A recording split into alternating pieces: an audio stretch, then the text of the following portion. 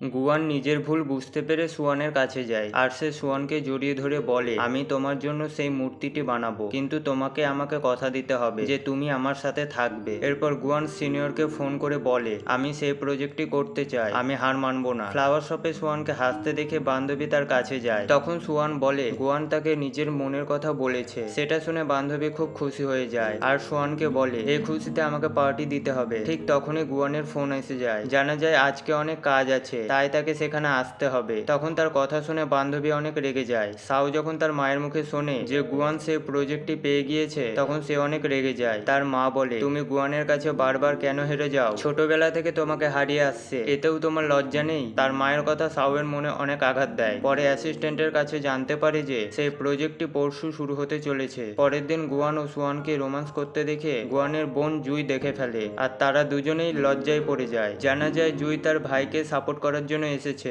এরপর রেডি হয়ে জুই সুয়ানকে নিয়ে বেরাচ্ছিল কি তাদের কিডন্যাপ করে নেওয়া হয়। কোম্পানিতে গুয়ানকে দেখতে পেয়ে সাও তার কাছে যায় আর গুয়ানকে প্রজেক্টটি ছেড়ে দিতে বলে। সাও বলে, তুমি যদি প্রজেক্টটি না ছাড়ো তাহলে আমি মিডিয়ার সামনে বলে দেব যে তুমি এখন আর মূর্তি বানাতে পারো না, আর সেটা শুনে কোনো কোম্পানি তোমার কাছে প্রজেক্টের অফার নিয়ে আসবে না। এরপর সুয়ানের কিডন্যাপের বিষয়টি জানতে পেরে গুয়ান সাওয়ের সাথে লড়াই করে, কিন্তু পরে যখন জানতে পারে যে এইসবে সাওয়ের কোনো দোষ নেই, তখন সে তাকে ছেড়ে দেয়। কারণ গুয়ান খুব ভালোভাবে জানতো যে সাও তার বোনকে কিডন্যাপ করবে না, সে জুইকে খুব ভালোবাসে। এরপর তারা দুজনে সেখানে পৌঁছায়, কিন্তু তার আগে সুয়ানকে বাঁচাতে গিয়ে জুই সেখানে আটকা পড়ে যায়। তখন সাও জুইকে বাঁচাতে গিয়ে দেখে তাদেরই কোম্পানির একজন এমপ্লয় জুইকে কিডন্যাপ করেছে। সাও বুঝে যায় যে এই কিডন্যাপের পেছনে কার হাত আছে, আর সে তার মায়ের কাছে যায়। জানা যায় তার মা ছেলেকে প্রজেক্টটি পেতে সাহায্য করার জন্য তাদেরকে কিডন্যাপ করিয়েছে। তখন সাও তার মায়ের উপর রেগে গিয়ে সে প্রজেক্টটিতে মানা করে দেয়।